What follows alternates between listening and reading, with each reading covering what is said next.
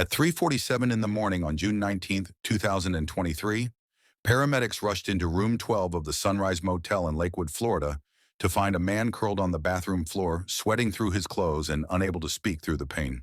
His skin had turned a deep purple in places that should never change color, and the smell of decay filled the small room. The man was Pastor Michael Thompson, a 51-year-old father of three who had spent the last 22 years preaching about moral purity and family values to over 1,500 congregants at Grace Community Church. Within 6 hours, doctors would tell him that flesh-eating bacteria was destroying tissue at an alarming rate, and that without emergency surgery, he would be dead by sunset. But what terrified the pastor even more than the diagnosis was the question everyone would soon be asking. How did a respected man of God end up alone in a cheap motel, fighting for his life from an infection that doctors say usually develops from trauma in the most private areas of the body? The answer would destroy his marriage, split his church down the middle, and expose a double life that no one, not even his closest friends, ever suspected existed. Welcome to Silent Witness True Crime Stories. Thanks to all my viewers and subscribers for your support. Stay tuned for daily true crime updates. Don't forget to subscribe and also download your free ebook by clicking the link in the pinned comment. He had married his college sweetheart, Rebecca, when they were both 23, and they had built what everyone described as a model Christian marriage with 3 children in a comfortable home 3 miles from the church. But behind closed doors, Michael had been struggling with something he couldn't share with anyone. His marriage had grown distant over the years, not from conflict, but from the kind of slow emotional drift that happens when 2 people stop really seeing each other. Rebecca had thrown herself into homeschooling their youngest daughter and leading the women's ministry, while Michael spent more and more time at the church, often staying in his office until 9 or 10 at night. They still smiled at each other and held hands during services, but the intimacy they once shared had faded into a polite partnership that neither knew how to repair. The loneliness hit Michael hardest late at night when he would sit in his home office scrolling through his phone while Rebecca slept upstairs. He told himself he was just checking emails, but gradually his browsing shifted to social media and forums where people shared their struggles with loneliness and disconnection. One night in January of 2022, Michael came across a profile that stopped him cold. The woman's name was Janet Cordova, and she described herself as a 46-year-old widow who had struggled with weight issues her entire life and felt invisible to most people. She was honest about being significantly overweight at around 420 pounds and wrote about how society treated her like she didn't exist. Something about her raw honesty moved Michael, and before he could stop himself, he sent her a private message saying he appreciated her courage. She responded within minutes, and soon they were messaging back and forth several times a week. Michael never told Janet he was a pastor at first, and he certainly never mentioned that he was married. He created a fake name telling himself this was just a friendship and that he needed someone to talk to about the emptiness he felt. Janet became his escape from the pressure of always having to be the strong spiritual leader who had all the answers. With her, he could admit that he felt lonely and confused and uncertain about his life. Their conversations grew more personal over the following months, and Michael found himself looking forward to her messages more than anything else. By April, they were video chatting late at night, and Janet confessed that she had developed feelings for him, despite never having met in person. Michael knew he should end the relationship immediately, but instead he told her he felt the same way. The guilt ate at him during his Sunday morning sermons, and he began preaching with almost aggressive intensity about the dangers of hidden sin, as if he could somehow atone for his own hypocrisy by warning others. By June of 2022, Janet started asking when they could meet in person, and Michael ran out of excuses. She lived in Clearwater, about 90 miles away, and suggested meeting halfway for lunch.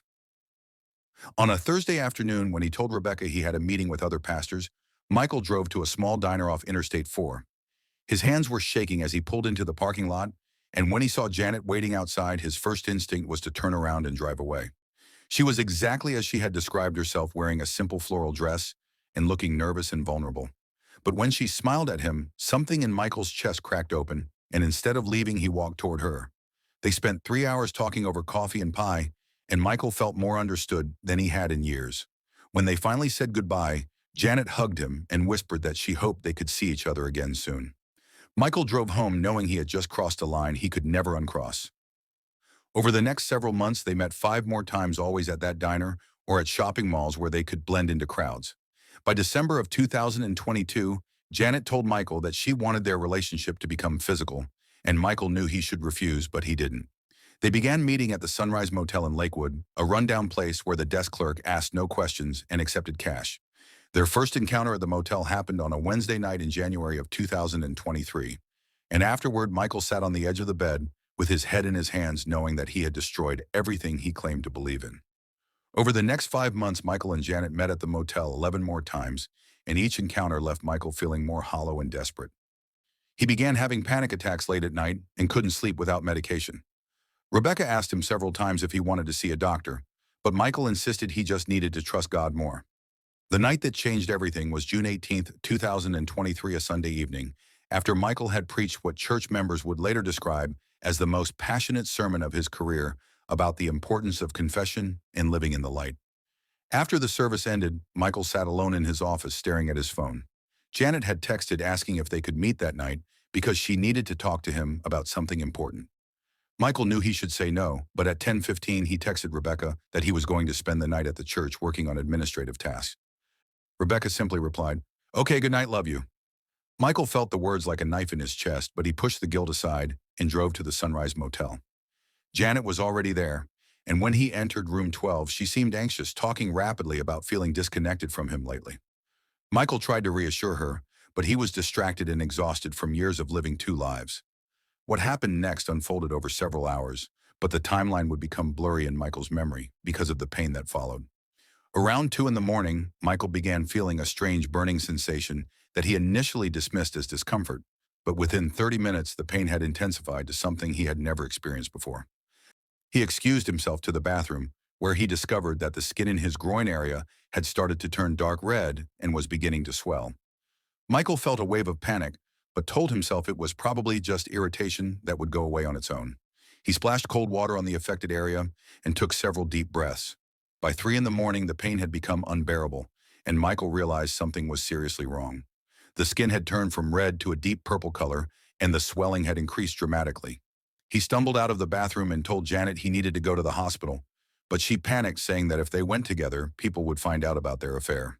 Michael was in too much pain to argue and told her to leave. Janet grabbed her things and ran out of the room, leaving Michael alone and collapsing onto the bathroom floor as waves of agony radiated through his body. He tried to call 911, but his hands were shaking so badly he kept dropping his phone. Finally, at 3:47, he managed to dial and gasped out the address before passing out from the pain.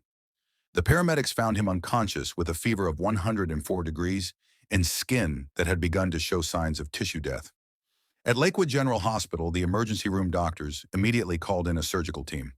Dr. Patricia Hughes, a specialist in infectious diseases, recognized the symptoms of necrotizing fasciitis, commonly known as flesh-eating bacteria, a rare but extremely dangerous infection that destroys soft tissue at an alarming rate. She later told investigators that Michael was hours away from septic shock and death when he arrived.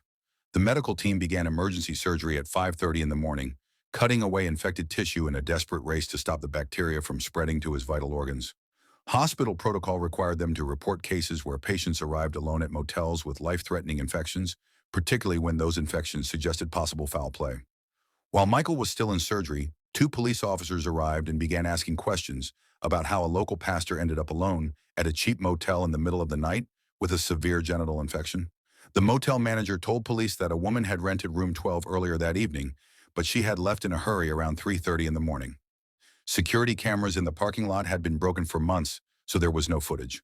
Rebecca Thompson received the phone call from the hospital at 6:15 in the morning, and her first reaction was confusion, followed by overwhelming fear. When she arrived, Dr. Hughes explained that Michael had developed necrotizing fasciitis, and that while the surgery had been successful, he would need multiple follow-up procedures. But what Rebecca couldn't understand was why her husband had been at a motel instead of at the church where he said he would be. Detective Lisa Chen met Rebecca in a small interview room and explained that they needed to understand what had happened because the nature of Michael's injuries raised red flags. Rebecca insisted that her husband had been at the church working and that there must be some mistake, but Detective Chen showed her the motel receipt found in Michael's wallet and the text messages on his phone that had been preserved as evidence. Rebecca read the messages between her husband and a woman named Janet, messages that spoke about love and secret meetings and needing to see each other, and she felt her entire world collapse. The detective asked if Rebecca knew who Janet was, and Rebecca could barely form words to say she had no idea her husband had been having an affair. Detective Chen then asked if Rebecca knew if her husband had any enemies, because the infection was so severe, they needed to rule out the possibility that someone had deliberately infected him. Rebecca felt nauseous at the implication and said that her husband was a respected pastor who had devoted his life to helping people. But even as she said it, she realized that she didn't actually know what her husband had been doing for the past 18 months. How many other lies had he told her? The detective told Rebecca they would need to speak with Michael once he was stable and track down the woman he had been with. Rebecca asked if she could see her husband and was allowed into the recovery room where Michael was sedated and hooked up to multiple monitors. She stood at his bedside looking at the man she had been married to for 28 years and felt like she was staring at a stranger. Michael woke up 6 hours later, and his first conscious thought was whether his secret was still safe. When he opened his eyes and saw Rebecca sitting in the chair next to his bed, he knew immediately that everything had been exposed. She wasn't crying or yelling. She just sat there with her hands folded in her lap, looking at him with complete devastation. Michael tried to speak, but his throat was dry. Rebecca leaned forward and said in a voice so quiet it was almost a whisper that the police had shown her his text messages, and she knew about Janet, and she needed him to tell her how long this had been going on. Michael closed his eyes, unable to meet her gaze, and after a long silence, admitted that he had been seeing Janet for over 18 months. Rebecca made a small sound like something inside her had broken, and then she stood up and walked out of the room without another word.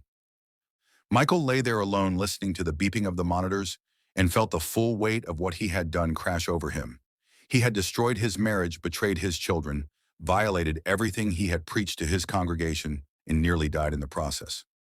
Over the next 3 days, Detective Chen located Janet Cordova and brought her in for questioning. Janet cooperated, fully explaining that she had left the motel in a panic when Michael became ill because she was afraid of being exposed. The detective ordered Janet to undergo a full medical examination, and the results revealed that she was carrying several bacterial infections she had been unaware of, including a strain of Streptococcus bacteria that was one of the primary causes of necrotizing fasciitis. The medical examiner concluded that during their encounter, Michael had likely suffered a small tear or abrasion in the skin, which provided an entry point for the bacteria that Janet unknowingly carried. Combined with the warm environment of the motel room and Michael's compromised immune system from months of chronic stress, the bacteria had multiplied rapidly and triggered the devastating infection. Janet broke down when she learned she had been the carrier, saying she never would have put Michael at risk if she had known. The medical findings meant no criminal charges would be filed against Janet because there was no evidence of intentional harm, but her role became part of the public record. Word of Pastor Michael Thompson's hospitalization had already begun spreading through the church, but leadership initially told concerned members only that their pastor was dealing with a serious medical emergency. The truth couldn't be contained for long, because on June 22nd, the local newspaper obtained the police report and published a story about the prominent pastor who had been found at a motel with a life-threatening infection. By Sunday, June 25th, when Michael was still in the hospital recovering from his second surgery, the church elders held an emergency meeting and decided they needed to address the situation openly. Senior Elder Marcus Freeman stood at the pulpit that morning and told the nearly 1,100 people gathered that Pastor Michael Thompson would not be returning to his position because he had confessed to having an extramarital affair that had resulted in a medical crisis. The announcement sent shockwaves through the congregation, and many people sat in stunned silence, while others began crying or whispering to their neighbors. Rebecca filed for divorce on July 3rd, citing adultery and asking for full custody of their 3 children. Michael didn't contest the divorce and signed the papers from his hospital bed, where he was undergoing his 4th surgical procedure. His medical team told him he would need at least 6 more surgeries over the next year, and that the scarring and tissue damage would be permanent, affecting his mobility and causing chronic pain for the rest of his life. Daniel, the couple's oldest son, released a statement saying that he and his siblings were struggling to reconcile the father they thought they knew with the man who had betrayed their mother and destroyed their family. Church attendance at Grace Community dropped by nearly 40% in the month following the revelation, and by October, the church board had voted to dissolve the congregation and sell the building. The 1,500 members who had once gathered every Sunday morning were scattered to other churches throughout the region, each carrying their own sense of disillusionment about how their trusted spiritual leader could have fallen so far. Michael was released from the hospital on August 2nd after spending nearly 6 weeks as an inpatient and moved into a small apartment because Rebecca had changed the locks on their family home. His medical bills exceeded $800,000 and his insurance covered less than half, leaving him facing financial ruin. Janet Cordova reached out once in September, sending a letter apologizing for her role in his suffering and explaining that she had started therapy. She said she hoped he could find peace, but that she wouldn't contact him again because their relationship had caused too much damage. By December of 2023, 7 months after that night at the motel, Michael had undergone 9 surgeries with at least 3 more planned. He walked with a permanent limp and experienced chronic pain requiring daily medication, but the physical scars were easier to bear than the knowledge of what he had lost. His children refused to speak with him despite his repeated attempts to reach out and apologize. Rebecca had moved on, finding support in a new church community. Michael's name had become a cautionary tale in pastoral circles, a warning about what happens when spiritual leaders fail to practice what they preach. As of now, Michael Thompson works part-time at a local hardware store, one of the few jobs he could find that would hire someone with his medical limitations and background. He lives alone and spends his evenings attending support groups for men who have experienced moral failures. He has accepted that he will likely never have a relationship with his children again and that his marriage is permanently over. The physical scars from his infection serve as a daily reminder of the night that exposed everything, but Michael has come to see them as more than just consequences of a bacterial infection. They represent the visible manifestation of the invisible damage that secrets and lies create when they're allowed to fester untreated. Michael told his therapist that if he could go back to January of 2022, when he sent that first message to Janet, he would make different choices, but that regret doesn't change reality. So what do you think about Pastor Michael Thompson's story? Was his punishment fitting for what he did, or was it too severe? How would you respond if you discovered that someone you trusted as a spiritual leader had been living a secret life of deception? Could you find it in yourself to offer forgiveness to someone who preached one thing while doing another, or would the betrayal be too deep to overcome? And what about Rebecca and their children, who didn't choose any of this, but have to live with the consequences of Michael's choices for the rest of their lives? These are questions without easy answers because they touch on fundamental issues of trust, accountability, and redemption. Michael Thompson went from respected pastor to cautionary tale in the span of a few hours, but the choices that led to that moment had been accumulating for 18 months.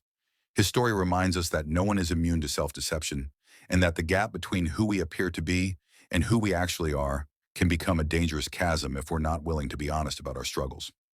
Think about your own life. Are there areas where you're living with a disconnect between your public image and your private reality? Are there secrets you're keeping that might be slowly poisoning your relationships? Michael Thompson's story is extreme, but the underlying patterns of rationalization and incremental compromise are universal, and those choices add up over time to create either a life of integration or a house of cards waiting to collapse.